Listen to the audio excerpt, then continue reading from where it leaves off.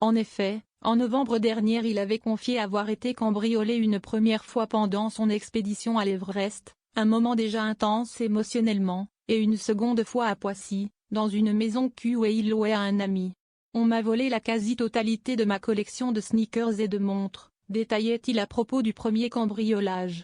Lors du second casse, les cambrioleurs sont repartis avec du matériel informatique pour un préjudice estimé à environ 10 000 €, selon une source policière citée par B. Fort heureusement, personne n'a été blessé. Inoxtag a tenu à préciser que ses proches et son chien allaient bien. Mais ce qui a vraiment mis le feu aux poudres, c'est l'attitude de son assurance. Ils ont volé 10 paires de chaussures, 3 montres, dont celle de DJ Snake, ils ont pris 25 000 €. Non, je ne me suis pas fait rembourser, lâche-t-il, visiblement. L'explication ? Selon l'assurance, il n'y avait pas de traces d'effraction suffisante pour justifier un remboursement. Une réponse incompréhensible pour le jeune homme. Moi aussi, je me suis fait avoir. C'est une dinguerie. Face à ces événements, Inoxtag a pris des mesures. Je ne pensais pas en arriver là, mais je dois mettre ma maison sous surveillance à partir d'aujourd'hui pour assurer ma sécurité et celle de mes proches, explique-t-il. Il a d'ailleurs tenu à remercier les forces de l'ordre pour leur intervention rapide, ainsi que ses fans pour leurs nombreux messages. Car oui, malgré la colère et la déception, la bienveillance de sa communauté reste un vrai pilier. Et ça n'a pas de prix.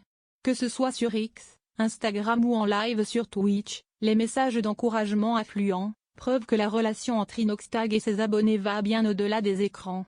Et il n'y a pas à dire, le youtubeur s'en rend compte. Merci à vous tous pour vos messages, a-t-il écrit simplement. Cet épisode n'est pas sans rappeler d'autres mésaventures similaires vécues par les membres de la Team Crouton, collectif de créateurs de contenu auquel Inoxtag appartient. En 2021, lors d'un voyage au Mexique, c'est Valouz qui avait vu son domicile cambriolé. Récemment, il a confié à Inoxtag avoir revu et même parlé aux cambrioleurs sans savoir de qui il s'agissait à ce moment-là.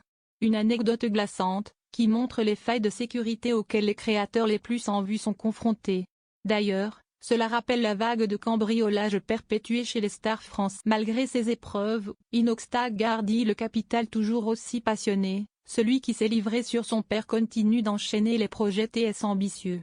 Kaizen, son documentaire sur son défi de gravir l'Everest, a généré plus de 37 millions de vues, devenant la vidéo la plus vue en France en 24 heures.